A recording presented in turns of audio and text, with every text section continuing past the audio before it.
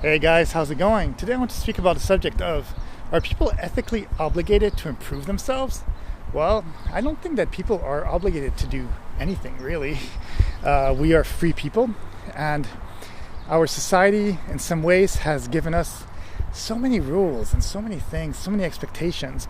And I do see, for example, in societies where they push a little too much, where they expect a little too much.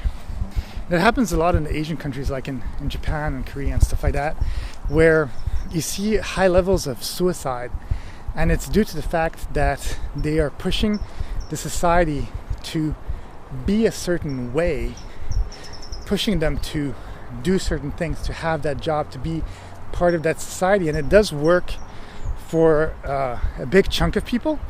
It does work for a big chunk of people, but at the same time, because we're all made different, sometimes this whole city life, this whole way of being is overwhelming for others. And that's part of the problem sometimes of living in the society in some way, because we're expected to have the same laws.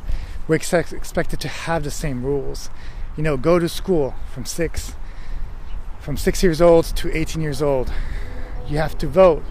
You have to be educated.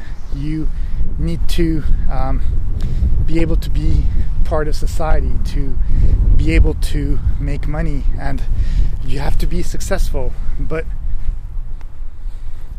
not everyone wants the same thing.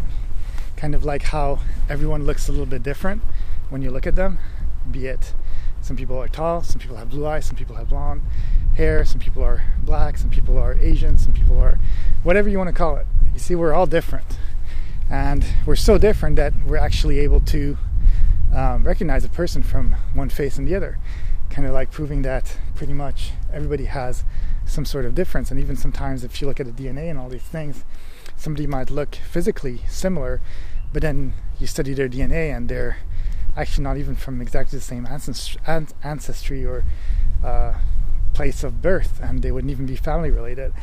So it's more than skin deep, those differences.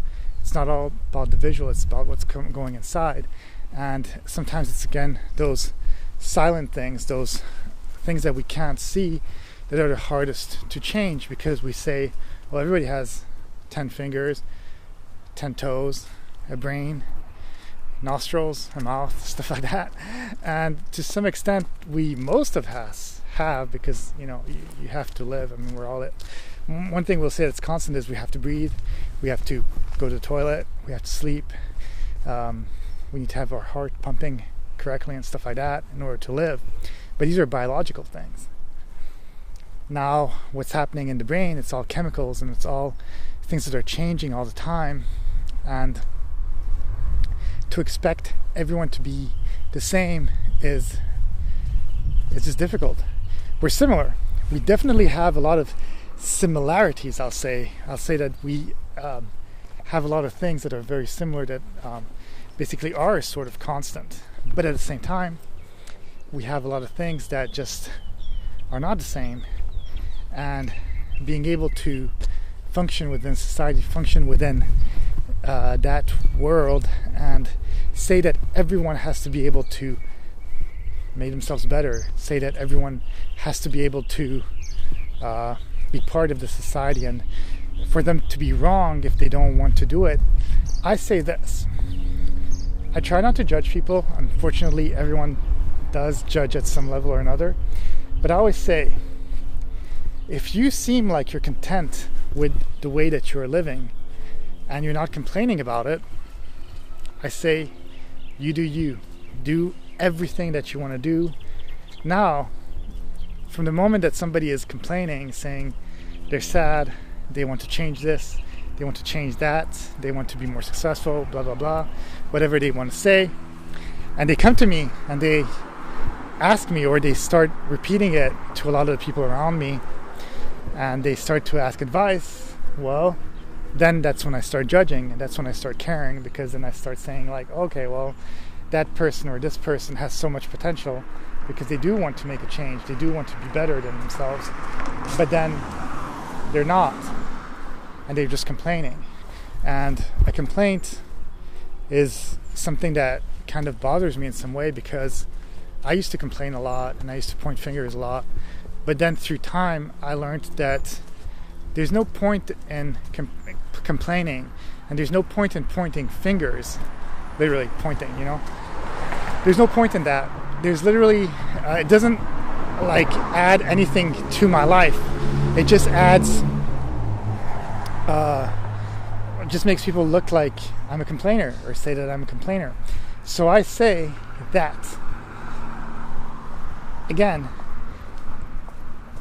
if you are satisfied with the way your life is going, for all I care, if you're happy or you're content playing video games all day long, or procrastinating all day long, or you figured out a way to get money from the state on your fake medical leave or whatever it is, and you're able to survive that way and you're not hurting anyone, then so be it.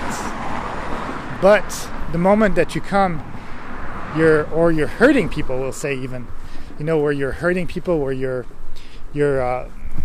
doing a lot of things that are not very ethical, or you're complaining that you want to do better, but then you never do anything that's better because you're just too lazy about it, then that comes a time when I'd say, you know what, you ask me for stuff, you ask me for advice, so I'll tell you my opinion. And then that's when I'll start caring more. But yeah, that's how I'm saying about the fact of being part of society, being super successful or not. It's really up to you. And there's nothing wrong with not doing exactly what society is telling you to do, because after all, as I said it, we're all different. We're all trying to survive, and we can't expect to have every single person basically fall into that mold and be exactly how the textbooks say that we should be, because being part of society, being part of a certain set of rules, well, it just doesn't work for everyone.